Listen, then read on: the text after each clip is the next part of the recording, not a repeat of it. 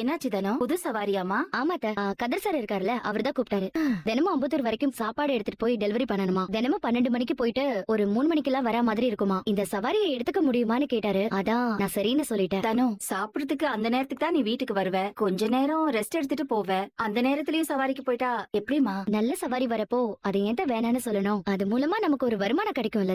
அதுக்காக கதிர் வீட்டு சவாரி எல்லாம் நீ ஏத்துக்கணும்னு என்ன இருக்கே? உன் கூட 6 பேர் இருக்காங்கல்ல, அவங்களுக்கும் பிரிச்சு கொடுத்தா அவங்களும் ஒரு வருமானத்தை பாப்பாங்கல்ல. புரியுதத்த. ஆனா அவங்க எல்லாருமே வேற வேற சவாரியில ரொம்ப பிஸியா இருக்காங்க. அத பத்தி அவங்க கிட்ட பேசுறாத. அவங்க யாராவது எடுத்துக்கிறேன்னு சொன்னாங்கன்னா அவங்களே பாத்துக்க சொல்லிடுறேன். அப்படியே கல்யாணம் பண்ணிக்கிறேன்னு வந்தாலும் நிலா இருக்கான்னு தெரிஞ்சதும் நிலாவை ஹாஸ்டலுக்கு அனுப்பு, நிலாவை உங்க அம்மா பாத்துக்கிட்டோம், நம்ம தனி கொடுத்தனம் போலான்னு அது இதுன்னு பேசுறாங்க. நான் தான் எப்பவும் சொல்லிட்டேனம்மா, நிலாவை யார் ஏத்துக்கிறாங்களோ அவங்கள நான் கல்யாணம் பண்ணிக்கிறேன். உனக்கு எப்படிப்பட்ட பொண்ணு வேணும்? உன் மனசுல என்ன ஆசை இருக்குன்னு சொல்லு. என் மனசுல என்ன ஆசை இருக்குன்னு தெரியணும், அதானே?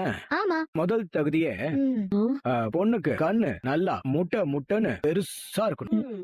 சரி. அப்புறம் அந்த பொண்ணை பார்த்தா கையெடுத்து கும்பிடணும், மனசுக்கு அமைதியா இருக்கு. அதுக்கு ஏதோ பேரு சொல்லுவாங்களே, அது என்னடி?